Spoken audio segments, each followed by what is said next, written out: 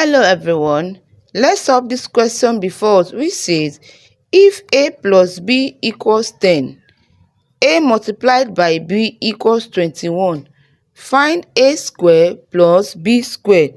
Most people see this question and immediately try to guess the answer to it.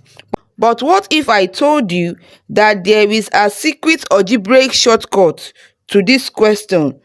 The shortcut will help us to solve this without even finding what a and b actually are. The powerful algebraic identity is a plus b square. Now let's expand this, that is a plus b multiplied by a plus b. A times a will give us a square plus a times b, ab, plus a times b, ab, plus b times b, b square.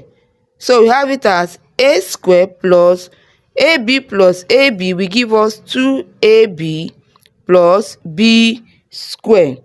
That is a plus b square equals a square plus 2ab plus b square. Do you know that a square plus b square that we are looking for is hiding right inside this algebraic identity? Now let's isolate it by moving 2ab to the left side. So we are going to be having a plus b square minus 2ab equals a square plus b square. Can you see now that we've isolated a square plus b square? So a square plus b square are now standing on their own. Now let's reverse the case. That is a square plus b square equals into bracket a plus b square minus 2ab. In our question, a plus b equals 10 and ab equals 21. So let's try to substitute those numbers right into this formula.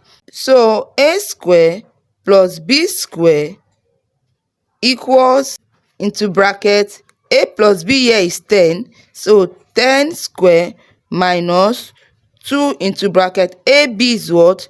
21. So we have a square plus b square equals 10 square is what? 10 times 10, which give us 100, minus 2 times 21 will give us 42.